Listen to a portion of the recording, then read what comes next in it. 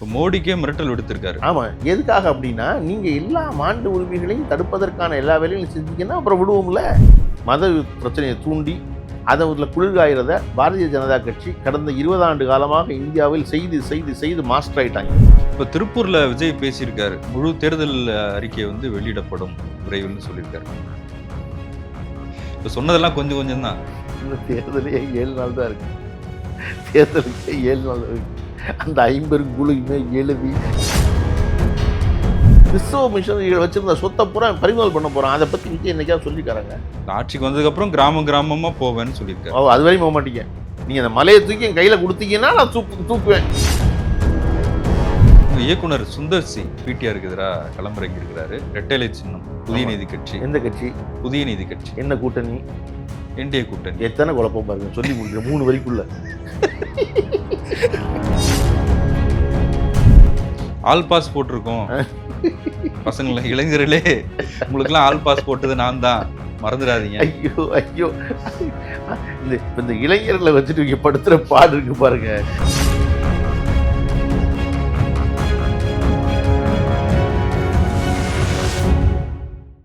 South beat அன்பு உறவுகளுக்கு வணக்கம். நான் ஃபெலிக்ஸ் என்பவொளி. இந்த நேர்காணலில் நாம் சந்திக்க இருப்பவர் திரைப்பட இயக்குனர் திரு கரு பழனியப்பன் அவர்கள். வணக்கம். வணக்கம். பொதுவாக தேர்தல் சமயங்களில் நேர்காணல் பண்ணியிருக்கேன் உங்களை. 2026 சட்டமன்ற தேர்தல் ரொம்ப தீவிரமாக அரசியல் கட்சிகள் வந்து தேர்தல் பரப்புரையில் இருக்கிறாங்க. ஒவ்வொரு தேர்தலின் போதும் ஒரு புதிய ஃபேக்டர் ஒன்று இருக்கும், அதை நம்ம பேசியிருக்கோம். இப்போ விஜய் புதுசாக அரசியலுக்கு வந்திருக்கிறாரு. ஒரு மாற்றம் வேணும் அப்படின்னு அவர் சொல்கிறாரு. வழியோடு நான் வந்திருக்கேன், பல வழிகளை தாங்கிட்டு வந்திருக்கேன், 100% என்னை நம்புங்க அப்படின்னு சொல்லியிருக்காரு. அப்போ ஏற்கனவே இருக்கிற திமுக ஆட்சி தொடர வேண்டுமா, அல்லது என்டிஏ தலைமையிலான ஆட்சி அமைய வேண்டுமா, அல்ல விஜய் நாம் தமிழர் தொடர்ச்சியாக முயற்சியில் இருந்துக்கிட்டே இருக்கிறாங்க, அவங்களும் இந்த தேர்தல் களத்தில் இருக்கிறாங்க. இந்த தேர்தல் களத்தை எப்படி பார்க்குறீங்க? நான் வந்து இந்த தடவை ஒரு ஆட்சி மாற்றத்திற்கான அவசியம் இல்லைன்னு தான் பார்க்குறேன். திராவிட முன்னேற்ற கழகமே தொடரட்டும் அப்படிதான் நான் நினைக்கிறேன். நீங்கள் சொல்கிற மாதிரி முதல்ல ஒன்றொன்னா படிப்படியாக வந்தோம்னா, புதியவர்கள் வந்திருக்கிறாங்களே, புதியவர்கள் வந்தவர்கள் என்ன சொல்கிறார்கள் அப்படின்னு பார்த்தீங்கன்னா, புதியது ஒன்றுமே சொல்ல மாட்டேங்கிறாங்க. புதியவர்கள் வந்தவர்கள் புதியது சொல்லணும்ல. போட்டு ஜோசியக்காரன் மாதிரி ஒரு மாற்றம் வேணும், என்னையை நம்புங்க நம்ம தான் ஜெயிப்போம். சரி, அவங்களுக்கு ஒரு வாய்ப்பு. அதை தான் சொல்கிறேன். அப்படி கொடுக்குறது இல்லை வாய்ப்பு. இந்த இது வந்து நீ ஒரு தடவை உட்காந்துக்க, நீ கொஞ்ச நேரம் உட்காந்துக்கன்னு சொல்கிறது இல்லை இல்லையா? காரணம் உட்கார போகிறது டிரைவர் சீட்டு. நீங்கள் பேசஞ்சர் சீட்டில் உட்காந்துருந்தா ரொம்ப நேரமாக நானே உட்காந்துருக்கேன், நீங்கள் கொஞ்சம் நேரம் உட்காந்துக்கன்னு பேசஞ்சர் சீட்டில் உட்கார வைக்கலாம், கால் வலிக்கும்னு. டிரைவர் சீட்டில் எப்படி ரொம்ப நேரமாக நிற்கிறாரு, இன்னொருத்தர் யாரோ ஒருத்தர் உட்கார வைக்கிறது? ஊர் போய் சேர வேணாமா வண்டி இல்லையா? அதனால எப்பொழுதுமே இந்த புதியவர்களுக்கு அவருக்கும் ஒரு வாய்ப்பு கொடுத்து பாருங்களேன் அப்படின்னு சொல்கிறது வந்து என்ன எவ்வளவு வந்து தப்பான ஒரு வாதம்னா, உட்கார போகிறது பயணி உட்கார்ற இருக்கையில் இல்லை, ஓட்டுநர் உட்கார்ற இருக்கையில். அதனால எல்லா புதியவர்களுக்கும் ஒரு வாய்ப்பு கொடுத்துட முடியாது. புதியவர் தான் ஓட்டுவதற்கு தகுதியானவர் அப்படிங்கிறத நிரூபிக்கணும், அதை சொல்லணும் இல்லையா? ஏதாவது ஒரு வகையில் அடையாளப்படுத்தணும். அடையாளப்படுத்தினா கண்டிப்பாக குறைப்பாங்க. என்ன ஒரே ஒரு ஓட்டுநர் கிடையாது, இல்லை 2 ஷிஃப்ட் இருக்குல்ல, 3 ஷிஃப்ட் இல்லை, வேற ஒருத்தர் வேணும் தானே அப்படின்னு நினைக்கக்கூடும். ஆனால் நீங்கள் அப்படி இல்லாமல் வெறுமனே எனக்கு ஒரு வாய்ப்பு கொடுங்க, ஒரு மாற்றம் வரணும், நல்ல மாற்றம் வரணும். ஆனால் நீங்கள் என்ன செய்ய போறீங்கன்னு சொல்லணும்ல. அதனால அதை ஒதுக்கிடலாம். அதுக்கு அடுத்து இருப்பது என்டிஏன்னு நீங்களே சொல்லும் பொழுது என்னன்னா வந்து அதிமுக சொல்றதுக்கு உங்களுக்கே வரமாட்டேங்குது, என்டிஏங்கிறீங்க.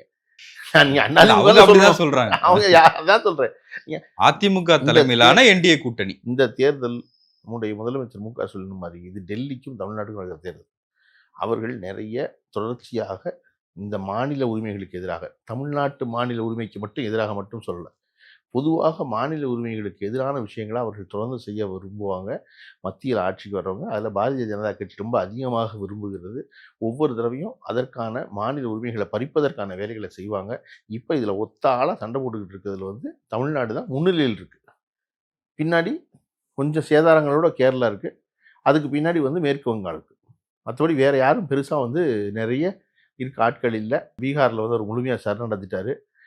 ஒரிசாவில் வந்து சரணடைவதா வேண்டாமான்ற நடுநிலை வைக்க முயற்சி பண்ணி தன் நிலையை இழந்துட்டார் அவர் பட்நாயக்கு.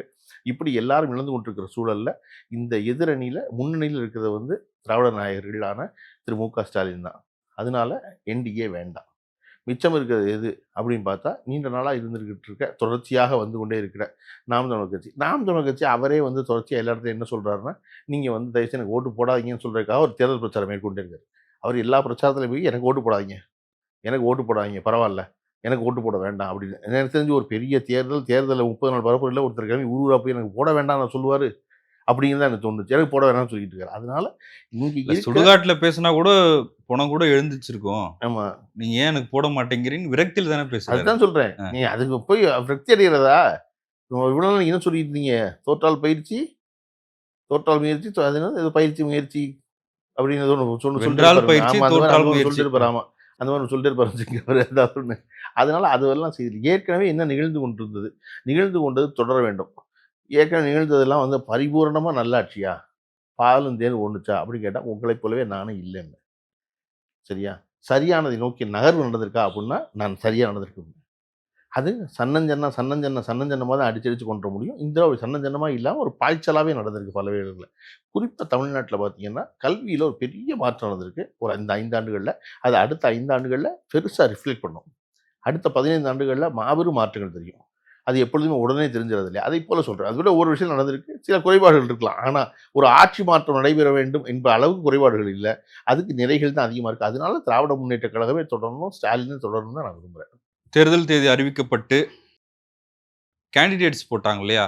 கூட்டணியிலேயே ஏகப்பட்ட குழப்பங்கள் இருந்தது. யார் கூட்டணியில யார் இருப்பாங்க அப்படின்னு. காங்கிரஸ் விட்டு போயிடுவாங்களா? விசிக என்ன நிலைப்பாடு எடுப்பாங்கன்ற பல கேள்விகள் இருந்தது. அப்புறம் வேட்பாளர்கள் அறிவிப்பின் போதும் எல்லா கட்சியிலும் ஒரு குழப்பம் இருந்துச்சு. இப்ப திமுகலயே வந்து ஒரு 60 பேர் புதுமுகங்கள போட்டிருக்கிறாங்க. சிலர் அதிருப்தியில இருக்கிறாங்கலாம் சொல்லப்படுது. இப்ப அதிமுகல வந்து அதிமுக கூட்டணி 40 இடங்கள்ல தாமரை நிக்கிறாங்க. அது என்ன ஆக போகுதுன்ற கேள்வி இருக்கு. இந்த கட்சிகள்ல இருக்க குழப்பங்கள் எப்படி பார்க்குறீங்க? இல்ல இதுல எதுவுமே குழப்பம் இல்ல. இது சரின்னு நினைக்கிறேன் நான். என்னன்னா, ஒரு கூட்டணி பல்வேறு கட்சிகள் கூட்டணியில இருக்கும்போது, இது தொடர்ச்சியாக ஒரு 4 தேர்தல்கள 2 தேசிய அளவிலான தேர்தல், பாராளுமன்றத்துக்கான தேர்தல், 2 மாநில தேர்தல், 1 உள்ளாட்சி தேர்தல், இத்தனை தேர்தல்ல தொடர்ச்சியா செஞ்சு வரும்பொழுது, இடைத்தேர்தல்லாம் கணக்கில் எடுத்துக்கலாம். அதையெல்லாம் சேர்த்து ஒரே கூட்டணியா வர்றாங்க. இந்த தடவ புதுசா தேமுதிக உள்ள சேர்றாங்க. ஒரு புதிய ஆட்சி சேர்ந்திருக்கு. அவ்வளவுதான். மத்தபடி அந்த கூட்டணியில குழப்பம் இல்ல. அந்த இல்ல கூட்டணிகளுக்குள்ள அதுவே சரியா? அதான் சொல்றேன். புதுசா வந்தவங்களுக்கு 10 தொகுதி ஏன் குடுக்கணும்? அது ஏன் நீங்க கவலைப்படுறீங்க? நீங்க ஏன் சார் கவலைப்படுறீங்க? ஏற்கனவே இருந்தவங்கலாம் குறைச்சுட்டாங்க. அது ஏன் நீங்க கவலைப்படுறீங்க? அது கம்யூனிஸ்ட் கட்சி சொன்ன மாரி தான். எங்களுக்கு பெரிய மகிழ்ச்சி இல்ல. ஆனா வருத்தமும் இல்ல. புதியவர் அக்காமடேட் பண்ணி தான் ஆகணும்னு சொன்னது போல. அது அவங்களுக்குள்ள பேசிக்க வேண்டியது. நீங்க வெளிய இருந்து எப்ப பார்த்தாலும் ஏன் அதுக்கு யோசனை சொல்லிட்டே இருக்கீங்க? நீங்க உங்க கடை வியாபாரத்த பாருங்க. அத விட்டுப்புட்டு நீங்க அத வச்சுட்டு அத ஏன் இப்படி செஞ்சீங்க? இது ஏன் இப்படி செஞ்சீங்க? அப்படி திருப்பி இப்ப இவங்க யாராவது பாரதிய ஜனதா கட்சிக்கு ஏன் 40 தொகுதி குடுத்தீங்கன்னு கேட்கறாங்களா? சொல்றாங்களா? இந்த பக்கம் அதே குரல் இந்த பக்கம் வரணும்ல. சொல்றாங்களா? சொல்ல மாட்டேங்கிறாங்கல்ல. ஏன் சொல்ல மாட்டேங்கிறாங்க? இல்ல அதிலேயே 27 தொகுதிகள்லாம் வந்து தோக்குற தொகுதியா குடுத்திருக்காரு எடப்பாடி. அதுதான். அப்படின்லாம் பேசுறாங்கல்ல. அப்படின்னு யார் பேசுறா? நீங்க இது சொல்றது இந்த பக்கம் திமுகன்னு சொல்றாங்களா? இந்த கூட்டணின்னு சொல்றாங்களா? அந்த கூட்டணில இந்த கூட்டணி யோசனை சொல்றாங்கல்ல. இந்த கூட்டணியிலருந்து யாராவது சொல்றாங்களா யோசனை? நல்லா குடுங்க. 27ல 40 குடுங்க. 40ல 50 குடுங்க. ஒரு பிரச்சனையும் இல்ல. அது எந்த கட்சி ரெட்டெல்ல நின்னாலும், தாமரை நின்னாலும், யார் நின்னாலும் அதை வெல்வது தான் இந்த தேர்தலுடைய நோக்கமே ஒழிய, இது எல்லாத்துக்கும் டெல்லி தான் தலைமைன்னு இந்த பக்கம் கிளியரா இருக்காது. அங்க எடப்பாடி பழனிசாமி தலைமை இல்ல. டெல்லி தான் தலைமை. அதனால தான் திரும்ப திரும்ப அடிமையாக இருக்கிற ஒருவர் நமக்கு வேண்டாம்ங்கிறது வந்து அதாவது நீங்க உதயநிதி அவர்கள் போற பக்கமெல்லாம் ஒரு புகைப்படம் காட்டுறாரு. அந்த புகைப்படம் இப்ப அவசியமா? சம்பவம் நிகழ்ந்து 9 வருஷம் ஆச்சு. இல்லையா? அது என்ன இப்ப அவசியமா இப்ப அது? அதத்தானே இப்ப திருப்பி திருப்பி எடப்பாடி பழனிசாமி சொல்றாரு. இது இப்ப என்னது ரொம்ப அவசியமா அது? இதெல்லாம் என்னது? அதுக்கு என்னென்னமோ சொல்றாரு. முதல்ல அவசியமான்னாரு. அப்புறம் பெரியவங்க லாஸ்ட்ல நியாயம் தானேன்னாரு. அப்புறம் நானே கூட காட்டினேன் அந்த படத்தன்னாரு. வேற வேற அதுக்கு பதில் சொல்லிட்டே இருக்காரு அவரு. அந்த படம் எதன் குறியீடு அப்படின்னா, ஏன் அவ்வளவு பெரிய ஆரவாரம் இருக்கு அதுக்கு? ஏன் அவ்வளவு பெரிய வரவேற்பு இருக்கு அப்படின்னா, அது இன்னொருத்தனுக்கு அடிமையாக இருப்பதற்கு எப்பொழுதும் எடப்பாடி பழனிசாமி தயாரானவர் தான் சொல்வதற்கான குறியீடு அந்த புகைப்படம். அந்த பக்கம் உட்கார்ந்திருக்க சசிகலா இல்ல. அந்த பக்கம் உட்கார்ந்திருக்கிறது மோடியாக இருக்கலாம், அமித்ஷாவா இருக்கலாம், யாரா வேணாலும் இருக்கலாம். அவரை பொறுத்தளவு கால் தான் தேவைன்னு சொல்வதற்கான குறியீடா அது இருப்பதனால தான் அவ்வளவு பெரிய ஆரவாரம் இருக்கு போராட்டமெல்லாம். ஏன்னா, அது கண்கூடா பார்த்திருக்காங்கல்ல இல்ல ஒருத்தர. நீங்க என்ன செய்ய போறீங்கள்ல பேசணும். அந்த அதெல்லாம் பேசி தான் பேசுறாங்க. ம். அதெல்லாம் பேசிட்டு தான் பேசுறாங்க இது. அவர் ஒருத்தர் தான் அவர் தான் எடப்பாடி பழனிசாமி தான் ஒரு சாபம் ஆரம்பிச்சிருக்காரு. அவர் என்ன செய்ய சொல்லணும்ல? இந்த ஆட்சியின் கேடு சொல்லணும்ல? எப்பா இதெல்லாம் தப்பு. இப்படிலாம் செஞ்சுப்புட்டீங்க நீங்கன்னு சொல்லணும்ல? ஒண்ணுமே சொல்ல முடியாம இருக்கிறதுனால தான் போற பக்கம் பூரா சாபம் விடுறது. உங்கள பார்த்துக்கங்க. எங்க சாமி கேட்கும் பார்த்துக்கங்க. நீங்கலாம் அப்பயே போய் சேர்ந்து அப்பயே போய் சேர்ந்து அது பேசுறது. புரியுதா உங்களுக்கு? நீங்க வந்து என்னன்னா, அரசியல் அது சொல்ட்டாரு பொதுவாழ்வு அது. நான் வந்து அவரு காணாம போயிருப்பாருன்னு சொன்னேன். அது ஓகே. அதெல்லாம் பின்னாடி சொல்ற விளக்கம். நான் சொல்றது அரசியலோ, பொது வாழ்விலோ இருக்கும் பொழுது நீங்க என்னன்னா, ஒரு சாதாரணமா பேசுற 3ஆம் தர பேச்சாளர் போல் பேசக்கூடாது. நீங்க உயர்ந்த நிலைக்கு போணும்னா. நீங்க அடுத்தடுத்த கட்டத்தில சரி அப்படித்தான் போகும் விடு. அதில என்ன இருக்கு? அப்படின்னு சொல்லி கடந்து போகணும் அடுத்த இடத்துக்கு. அத விட்டுவிட்டு நீங்க அவ்வளவு பெரிய ஒரு கட்சியினுடைய பொதுச் செயலாளர் இருக்கவரு, இந்த கூட்டணிக்கு நான் தான் தலைமைன்னு சொல்ற ஒருத்தரு, ஒரு கட்சி எல்லா கட்சியிலும் அந்த மாரி இந்த திமுகல பேசல அடுத்த கேள்வி வரும். அதுக்காக சேர்த்து நான் சொல்றேன். திமுகவில் இருக்கிற ஒரு கடைநிலை பேச்சாளனை போல அண்ணா திராவிட முன்னேற்ற கழகத்தில இருக்க பொதுச் செயலாளர் பேசுவது இருக்குல்ல. அது என்னது இது இப்படி? அப்படின்னா என்னன்னா பதட்டத்தில. என்ன சொல்வதுன்னு தெரியாம சொல்றது. நாசமா போங்க நீங்க அப்படின்னு. திமுக தலைப்ப இப்ப ஸ்டாலின் கூட சொல்றாருல்ல, அவரு டேபிளுக்கு அடியில போனாரு, தரையிலேயே படுத்துட்டாரு. அந்த மாதிரியான விமர்சனங்கள் வருதுல்ல இப்ப எப்ப ரொம்ப. சொன்னதுக்கப்புறம்? எத சொன்னதுக்கப்புறம் வருது? அப்ப கூட அவர தப்பா சொல்லல. அவர் என்ன செய்தாரோ அதை சொன்னார்கள். நீங்க கொரோனாலே போயிருக்கணும் அத சொல்லுவீங்க? என்ன சொல்றது? அதாவது என்னன்னா ஃபிலிக்ஸ், பொதுவாக நம்ம அறைகளுக்குள்ள நம்ம நண்பர்களுக்குள்ள ஒரு பேச்சு பேசுவோம். அறைகளுக்குள்ள பேச்சு வந்து சரிதானா அப்படின்னா, அது நம்ம நண்பர்களுக்குள்ள உடையது ஆஃப் த ரெக்கார்ட் அது. அது பொதுவெளியில பேசலாம். ஆனா பொதுவெளிக்கு வரும்போது நம்ம அறைக்குள்ள பேசி இதெல்லாம் பேசக்கூடாது. ஆனா தொடர்ச்சியாக நீங்க அறைக்குள்ள ரொம்ப மலினமா, மட்டமா, கீழ்த்தரமா, நாலாந்தரமா சிந்திப்பதும், நாலாந்தரமா பேசுவதுமாவே அறைக்குள்ள இருந்தீங்கன்னா, அது அரங்கத்துக்கு வரும்போது வெளிப்பட்டுரும். நீங்க அறைக்குள்ள இருக்கும்போது யூ ஷுட் பிராக்டிஸ். மேன்மையான விஷயங்கள பேசி, உயர்ந்த சிந்தனைகள சொல்லி, ரொம்ப நல்ல விஷயங்கள சக நண்பர்களோட பேசிட்டே இருந்தீங்கன்னா தான், மேடைக்கு வரும்போது அதில ஒரு 10 விழுக்காடாவது மேன்மையானதா வரும். நீங்க உள்ளுக்குள்ள பேசிட்டே இருக்கிறது என்னவோ, அதுதான் அரங்கத்துக்கு வரும். அப்ப எடப்பாடி பழனிசாமி இத தான் பேசிக்கிட்டு இருக்காங்க 4 வருஷமா. 4 வருஷம் அறைக்குள்ள பேசிக்கிட்டு இருந்தது. இதத்தான் நண்பர்களோட பேசியிருந்திருக்காரு. இதத்தான் தன்னுடைய முன்னாள் அமைச்சரோட பேசியிருந்திருக்காரு. அதனால தான் அது வாய் தவறுனது மாரி அரங்கத்தில வருது. இல்லையா? அவ்வளதான் சிந்தனை. வேற ஒண்ணும் சொல்லத் தெரியாது. மைண்ட் வாய்ஸ் நெனச்சு வெளிய பேசிட்டாரு. ஆமா. திருப்பி திருப்பி உள்ளுக்குள்ள அதானங்க வரும். திரும்ப திரும்ப என்ன பேசிக்கிட்டு இருந்தீங்களோ அறைக்குள்ள, பூட்டுன அறைக்குள்ள, அதுதான் வெளிய வரும்போது வந்துரும். மறைக்கவே முடியாது. ஏன் நான் எப்பொழுதுமே சொல்லுவேன், எல்லாரும் பேசட்டும். எல்லாரும் வெளிய வரவைங்க. எல்லாரும் பேசுங்க. பேசுனா லட்சணம் தெரிஞ்சிடும். நீங்க மறைக்கவே முடியாது. அடுத்தது காட்டும் பளிங்கு போல் நெஞ்சம் கடுத்தது காட்டுமோன்னு சொல்ற மாதிரி, நீங்க சிந்தனை என்ன இருக்கோ, மண்டைக்குள்ள என்ன இருக்கோ, அது வந்துரும் வாய் வழியா. மறைச்சு வைக்க முடியாது. இல்ல அதனால தான் விஜய் வந்து ரொம்ப ஜாக்கிரதையா எழுதி வச்சு தான் படிக்கிறாரு. இப்ப தேர்தல் சமயத்துல அவருக்கு நடந்த அந்த ஜனநாயகன் படம் வந்து வெளிவர முடியாம போச்சு. சென்சார் போர்டுல நெறைய பிரச்சனைகள், வழக்குகள்னு அது தேங்கி நின்னுச்சு. இப்போ வந்து அது லீக் ஆயிருக்கு. அது வந்து அந்த படம் வந்து சமூக வலைதளங்கள்ல பரவிருச்சு. பல கோடி பேர போய் அந்த படம் போய் சேர்ந்துருச்சுன்னு வச்சுக்கங்களேன். இதுக்கு யாரு காரணம்? அப்படின்ற ஒரு கேள்வி இருக்கு. இப்ப ஆதவ அர்ஜுனா வந்து சொன்னாரு, எல்முருகனும், திமுகவும் சேர்ந்து இந்த சதிய செஞ்சிருக்காங்க அப்படின்னு சொன்னாரு. இப்ப திரைப்படத் துறையில ஆர்.கே. செல்வமணி போன்றவர்கள் வந்து, போலீஸ் வந்து நெருங்கிட்டாங்க. யாருன்றத கண்டுபிடிச்சுருவாங்க அப்படின்லாம் சொல்லியிருக்காங்க. எப்படி பார்க்குறீங்க அத? விஜய் என்ன சொன்னாரு? ஒரு தரப்புல இருந்து எதுவும் சொல்லல இன்னும். யார் படம் ரிலீஸ் ஆயிருக்கு? லீக் ஆயிருக்கு. நீங்க சொல்ற மாரி உங்க வார்த்தையில. இல்ல விஜய் படம் தான். அவர் சொல்லவே மாட்டாரா? இல்ல எனக்கு சுற்றி இருப்பவர்கள் மூலமாக வலிய குடுக்குறாங்க, டார்ச்சர் அதத்தாங்க பண்றாங்க. இல்லங்க அவர் என்னோட படம் கூட இருந்தவங்கள வச்சே வழக்கு குடுக்குறாங்க. ஐயா ஃபிலிக்ஸ் படம் ரிலீஸ் ஆயிருச்சுல்ல. நீங்க குடுக்கணும்ல. ஒரு கேஸ் குடுக்கணும் கொண்டு போயி. ஆர்கே செல்வமணி என்ன சொல்றாரு? போலீஸ் நெருங்கிருச்சுன்னு. ஆர்கே செல்வமணி துப்பறியும் குழுவுக்கு தலைவரா? இல்ல அந்த தரப்புல எதுவும் சொல்லலன்றது வருத்தமாவும் அது இருக்குன்னு சொல்றாரு. அவங்க தான் சொல்லணும். என்ன இவருக்கு என்ன வருத்தமா இருக்கு?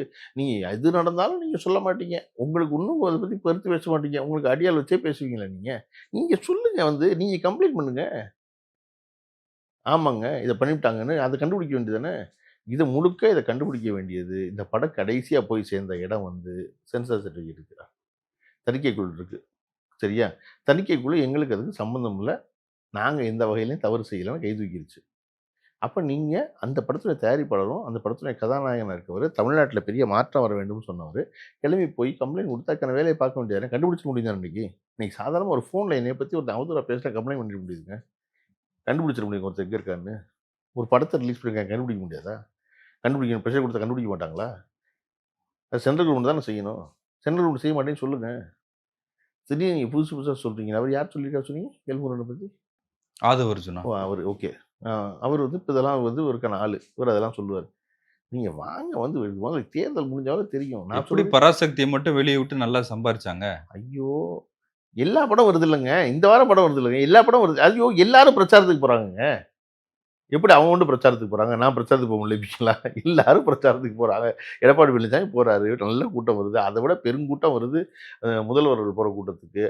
தெருமுனை கூட்டங்கள்ல பார்த்து கவனிச்சு பார்த்தீங்கன்னா, உதயநிதி ஸ்டாலின் போற கூட்டங்கள்ல வந்து எல்லாமே எதுவுமே ப்ராப்பரான ஒழுங்கான மேடை போட்டதில்ல. ஒரு குறிப்பிட்ட நேரம் சொல்றாங்க. அந்த குறிப்பிட்ட நேரத்துக்கு அவர் போறாரு. குறிப்பிட்ட நேரத்தில முடிக்கிறாரு. அவ்வளவு பெருசா இருக்காங்க. யாரும் எங்கேயும் யாரையும் காக்க வைக்கிறது இல்ல. இல்லையா? நீங்க சொன்ன நேரத்துக்கு போங்க. இல்லையா? நீங்க எல்லா இடத்துக்கும் வந்து தனி விமானத்தில தான் போவேன் அப்படின்னா, அது என்னது? என்னத்த நீங்க உச்சத்த விட்டு வந்தீங்க? என்னத்த பண்ணீங்க? உச்சத்த விட்டது யாரு தெரியுமா? எனக்கு தெரிஞ்சு திரு ஸ்டாலின் அவர்கள் தினசரி நடைப்பயணம் போகும்பொழுது, காலையில பார்க்கிறது இருக்கு இல்லையா?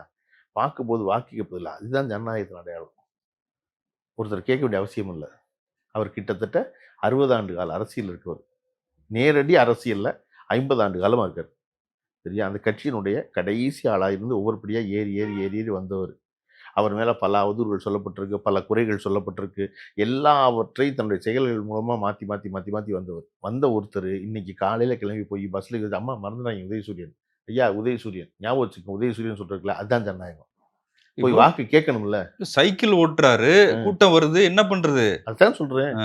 மத்தவங்கலாம் கூட்டமே வராது. உங்களுக்கு மட்டும் தான் கூட்டம் வருது. ஆனா அதே நீங்க கூட்டம் கிளம்பி கல்யாணத்துக்கு போறீங்க அங்க வரமாட்டேங்குது அந்த கூட்டம். எல்லாம் திடீர்னு கல்யாணத்துக்கு போனா கூட்டம் வரமாட்டேங்குது. அந்த காரைக்குடியில ஒரு சந்து திருமணக்கு வர கூட்டம் மாட்டி எல்லா இடத்துலயும் கூட்டம் வரட்டு. அந்த கூட்டத்தை நிப்பாட்ட முடியல உங்களால. நிப்பாட்ட வேண்டியதானே? கட்டுப்படுத்தணும்ல. கட்டுப்படுத்துறாங்கல்ல. இல்லையா? உதயநிதி ஸ்டாலின் போற இடத்துல கூட்டம் வருது. கூட்டத்த கட்டுப்படுத்துறாங்கல்ல. செய்யாதீங்க, விலகுங்க, தள்ளி நில்லுங்கன்னு சொன்னா தள்ளி நிக்கிறாங்கல்ல.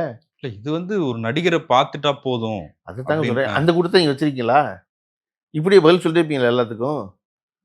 நாளைக்கு ஆட்சிக்கு வந்ததுக்கப்புறம் இதே தான் செய்வீங்களா? வரப்போறது இல்லன்னு வச்சுக்கங்க. ஆட்சிக்கு வந்ததுக்கு அப்புறம் கிராமம் கிராமமா போவேன்னு சொல்லியிருக்காரு. ஓ! அதுவரையும் போமாட்டீங்க. நீங்க அந்த மலைய தூக்கி என் கையில குடுத்தீங்கன்னா, நான் தூக்குவேன். இல்லையா? நீங்க மலைய தூக்கி குடுத்துருங்க என் கையில. அப்புறம் நான் தூக்குறேன். மலைய தூக்குறேன். எப்படியா தூக்குவ? தூக்கி வை தூக்குறேன் அப்படின்னு. வந்து கிராமம் கிராமமா போவாராம் ஆட்சிக்கு. நீங்க வேற. எ நான் சொன்னேன் ஃபிலிக்ஸ் எல்லாருமே வரணும். வருபவர்கள் உங்களுடைய செயல் திட்டம் என்னன்னு சொல்லுங்க. என்ன செய்ய போறீங்கன்னு சொல்லுங்க. இல்லையா? நான் வந்து ஒரு நடிகருக்கு மிகப்பெரிய ரசிகரா இருக்கேன். ரசிகரா இருக்கிற நான், உங்களுக்கு தொடர்ச்சியாக ஒரு தலைவராகவும் உங்களை பின்தொடர்பவனாக மாற வேண்டும் அப்படின்னு சொன்னா, அதுக்கு உங்களுடைய செயல்பாடு ரொம்ப முக்கியம் இல்லையா? எனக்கு வந்து திராவிட முன்னேற்றக் கழகம் என்பது ஈர்க்கப்பட்டு, திராவிட முன்னேற்றக் கழகம் திராவிட கருத்துக்களினால் ஈர்க்கப்பட்டு, இன்னைக்கு இருக்கிற ஒரே புடிமான திராவிட முன்னேற்றக் கழகம் தான் நினைச்சு வரும்பொழுது, என்னை பெரிதாக ஈர்த்தவர்களுடைய வரிசையில முதல் வரிசையில மு.க. ஸ்டாலின் இல்ல. ஏன்னா, அண்ணாவை பத்தி படித்து, கலைஞரை பார்த்து நான் உள்ள வர்றேன். ஆனா, இந்த 5 ஆண்டுகளில் எனக்கு இவர்கள் இதுவரை விட விஞ்சி நிற்கிறாரு மு.க. ஸ்டாலின் தான் நான் நினைக்கிறேன். ஏன்னா, இந்த 5 வருஷம் தனக்கான பதவியும், பொறுப்பும் வந்த உடனே, அவர் நடந்து கொண்ட விதம் இருக்குல்ல, நீங்க யோசிச்சு பாருங்க. நான் தான் வந்து தொடர்ச்சியா முதல்ல சொல்லிக்கிட்டு இருக்கேன். என்ன அப்படின்னா, யாரையுமே எப்பொழுதும் கடுஞ்சொல்லே சொல்ல மாட்டாரு.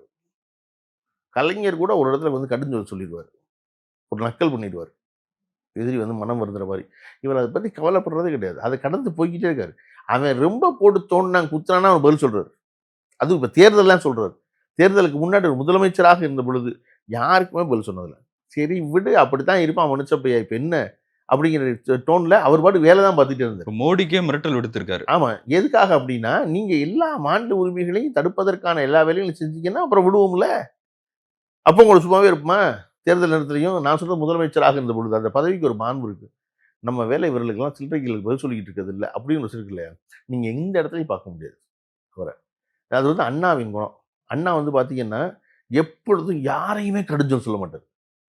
அவருடைய இத்தனை ஆண்டுகள அரசியல் வரலாறுல பார்த்தீங்கன்னா, அண்ணாவுக்கு முன்னாடி சரி பெரியார பயங்கர படுமோசமா திட்டுவாரு. கேட்கிறவன் போய் நான்கு இப்படி சாகுற மாரி திட்டுவாரு. அத ரொம்ப நயத்தகு வார்த்தைகள நக்கலா வெளிப்படுத்துவார் கலைஞர். இந்த 2 பேருக்கு நடுவுல இருந்த அண்ணா பார்த்தீங்கன்னா, அண்ணா திட்டினார் இவரன்னு எங்கேயாவது சொல்லுங்க. தான் யார எதிர்த்து அரசியல் பண்ண வந்தாரோ, அந்த காமராஜர குணாளா குல கொழுந்தேம்பாரு. நேரு திட்டுறாரு அப்படின்னா, நேரு தான் காங்கிரஸ் தான் இன்னைக்கு எதிரான கட்சி. காங்கிரஸ ஒழிப்பதற்காக உருவாக்க இயக்கம் தான் வந்து திராவிட முன்னேற்றக் கழகம். அந்த நேருவ பத்தி சொல்லும்பொழுது கூட அண்ணா என்ன சொல்லுவாருன்னா, "நீங்க கட்டி முடிக்கப்பட்ட கோபுரம். நான் கொட்டி கிடக்கிற செங்கல். அதனால என்ன நீங்க பேசலாம் பாரு." அதாவது யாரு திட்டுறாங்களோ, யாரு எதிரியோ அவன் வியந்துருவான். இல்ல என்னடா இப்படி சொல்றான் நம்மள அண்ணா அப்படின்னு. ஆரியமாய் எழுதினார்ல. ஆமா. அது தத்துவம். அது கொள்கை எதிரி. ஆனா தனிப்பட்ட முறையில சொல்றேன். தனிப்பட்ட முறையில. யாராவது திட்டிருக்காங்களா? நீங்க எல்லாம் கொரோனாலே போயிருக்க வேண்டியதுன்னு சொல்லியிருக்காங்களா?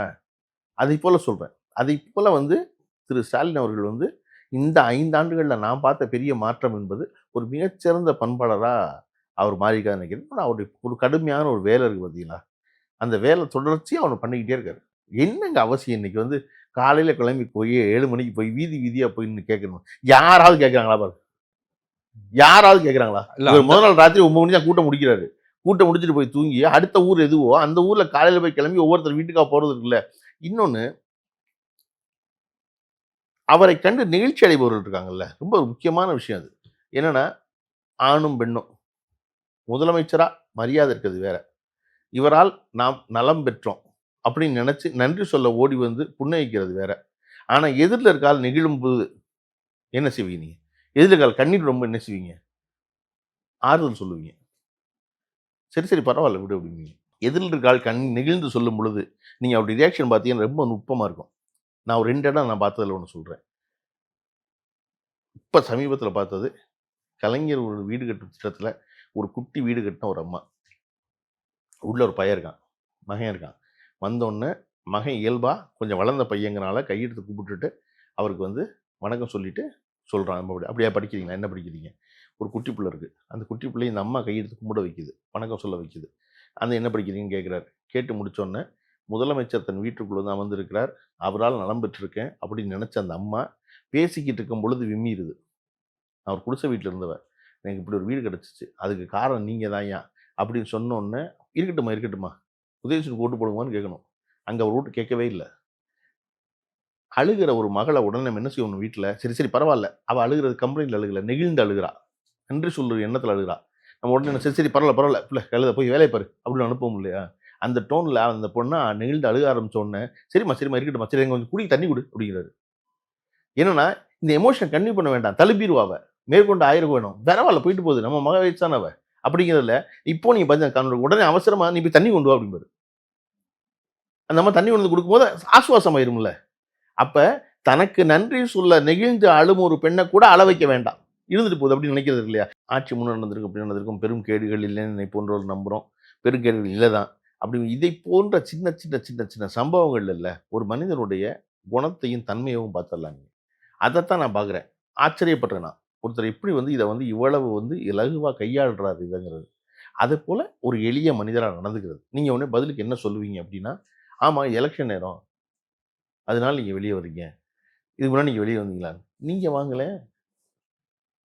நீங்களும் வாங்க. அவர் ஏற்கனவே முதலமைச்சரா இருந்தவருப்பா. வர்றாரு. திரும்ப வரணும்னு. நீங்க முதலமைச்சர் இல்லைல்ல. நீங்க வாங்க.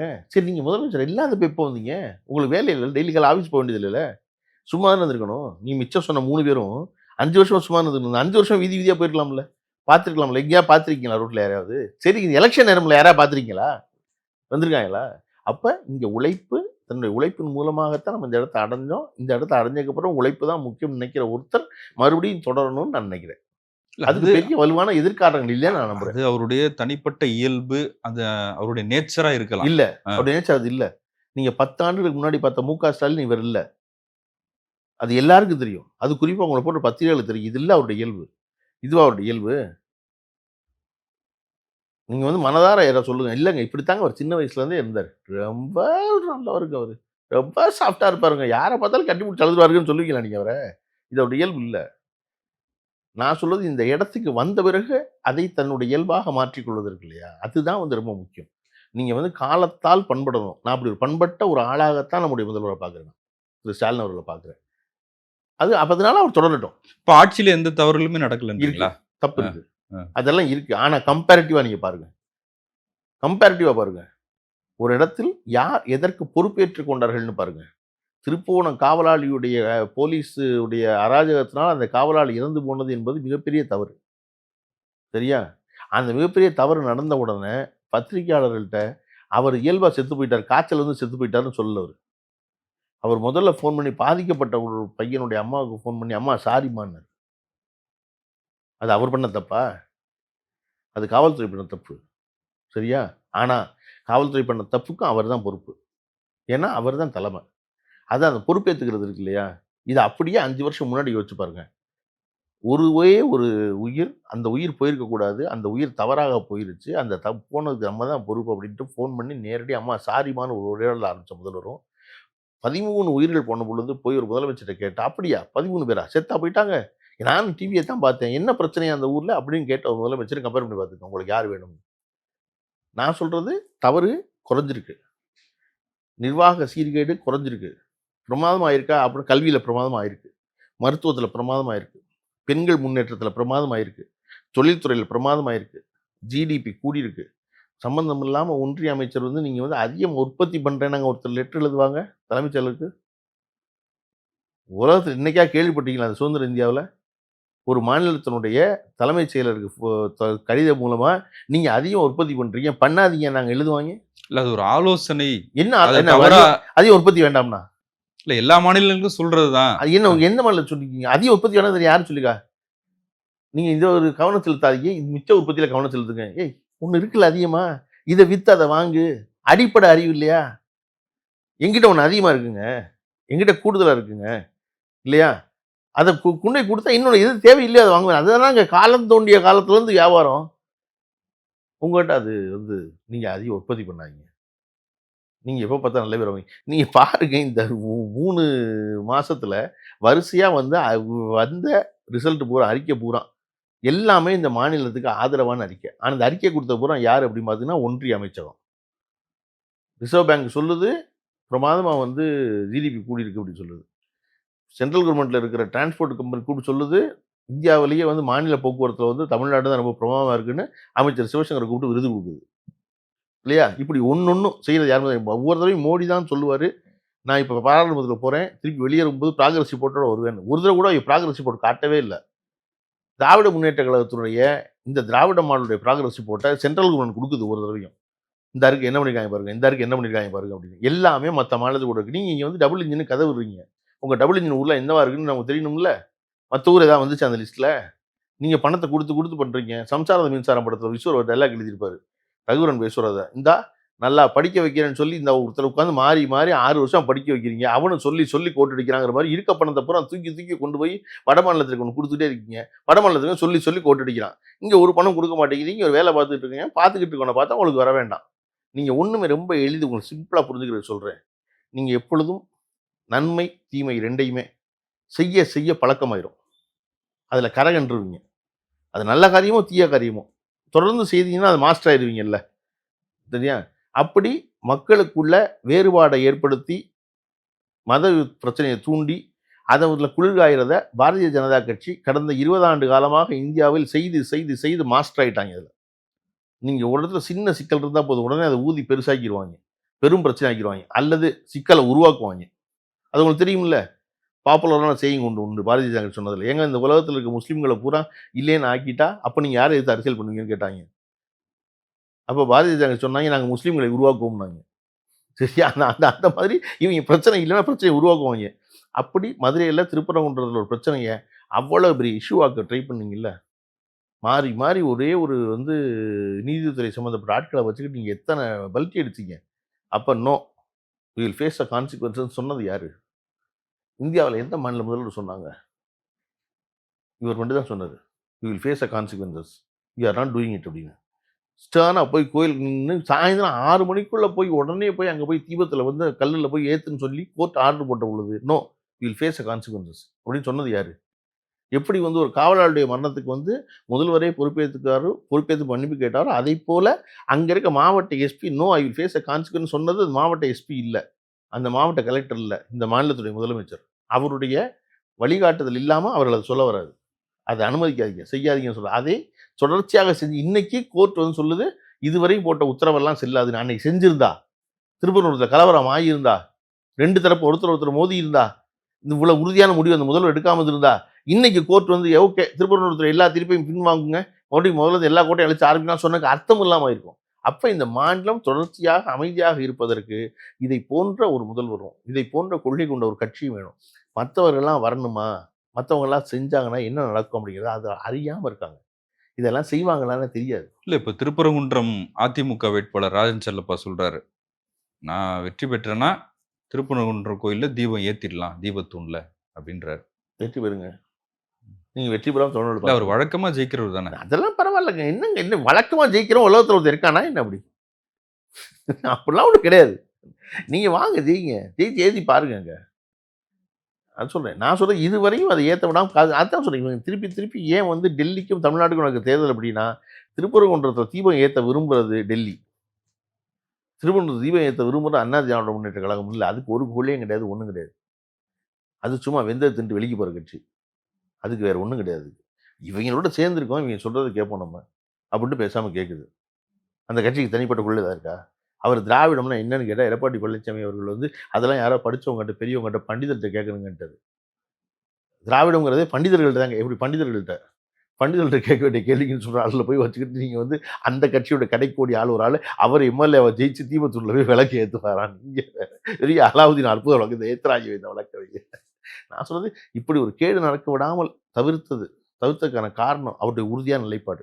அதத்தான் அவர் திரும்ப திரும்ப சொல்லிட்டே இருக்காரு. திரும்ப திரும்ப இந்த தேர்தல் டெல்லிக்கும் தமிழ்நாடு தேர்தலும் இதுதான் அர்த்தம். அவன் திருப்பி இதெல்லாம் செய்ய முயற்சி பண்ணுவான். நம்ம செய்ய விடாம ஸ்ட்ராங்கா இருக்கணும் அப்படின்னு நினைச்சோம்னா, இந்த போல ஒரு தலைவர், இதைப் போல ஒரு முதல்வர், இதைப் போல ஒரு மாநிலத்தின் முதல் அமைச்சர் நமக்கு வேணும் அப்படின்னு நினைக்கிறோம். இதை மற்றவர்கள் சொல்றாங்கல்ல, மற்றவர்கள் சொல்வதை ஆதரிக்கிறாங்கல்ல, அவர்கள் எல்லாருக்கும் என்ன பொறுத்தா ஒரு வாய்ப்பு குடுங்களேங்க. அவர்தான் வந்தா பார்க்கட்டுமே அப்படி சொல்றாங்க. வந்தா இவர்கள் என்ன செய்வார்கள் ஒண்ணுமே இல்லங்க. ஒண்ணுமே இல்ல இல்லங்க வந்தா அவங்ககிட்ட. தானே தெரியும். வர்றவன்ட்ட சொல்லு. ம். வர்றவன்ட்ட சொல்லுங்க. கிறிஸ்தவ மிஷனரிகள் வச்சிருந்த சொத்த பூரா பறிமுதல் பண்ண போறான். அத பத்தி விஜய் என்னைக்காவது சொல்லியிருக்காராங்க? ஸ்டாலின் மட்டும் தான் சொல்றாரு. சிஏஏ சட்டத்த மறுபடியும் கொண்டு வாங்க. விஜய் என்னைக்காவது சொல்லியிருக்காரா?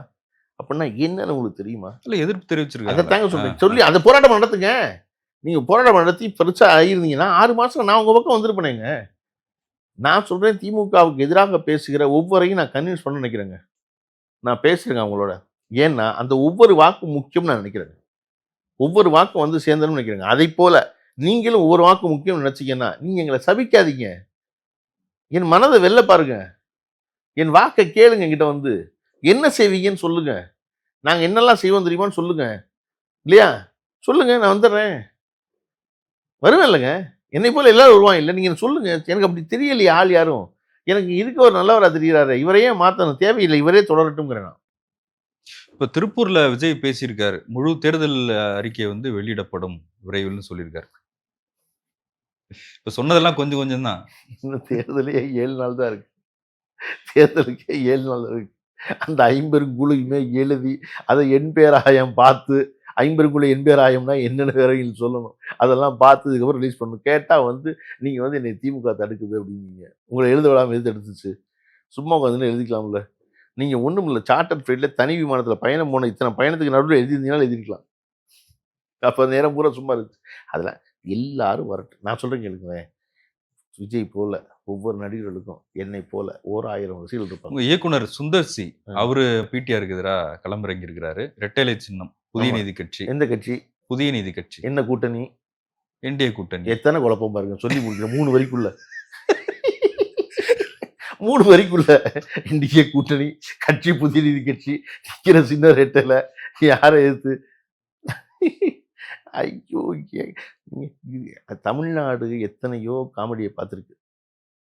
பார்க்காத நாடா அது? இந்திய தேர்தல் எவ்வளவோ பார்த்திருக்கு. அந்த மதுரை கிழக்கு தொகுதியில மதுரை மத்தியில வந்து பிடிஆர் வேணும்னு நினைச்சாங்கன்னா, பிடிஆர் ஓட்டு போட போறாங்க. இல்லையா? சுந்தர்சியே போதும்னு நினைச்சு சுந்தர்சிக்கே ஓட்டு போட்டாங்கன்னு வச்சுக்குவோம்.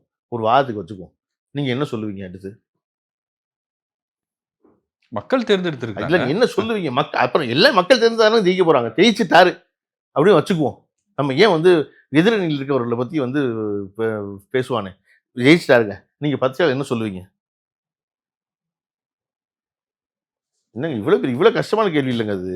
சாதாரண கேள்வி. ஜெயிச்சிட்டாருன்னு பிடிஆரை சொல்லுவோம். எதிர்த்து நிக்கிறவர் ஜெயிச்சுட்டாரு. ஜெயிச்சுட்டா ஆமா. என்ன சொல்லுவீங்க? உங்களுடைய விமர்சனம் என்னவாக இருக்கும்? இல்லங்க இப்ப காமராஜ வந்து சீனிவாசன் ஜெயிச்சுட்டாருங்க. ஆமா. ஜெயிச்சோனே என்ன சொன்னாங்க? ஒரு என்னங்க காமராஜ் அவ்வளவு பெரிய தலைவரு.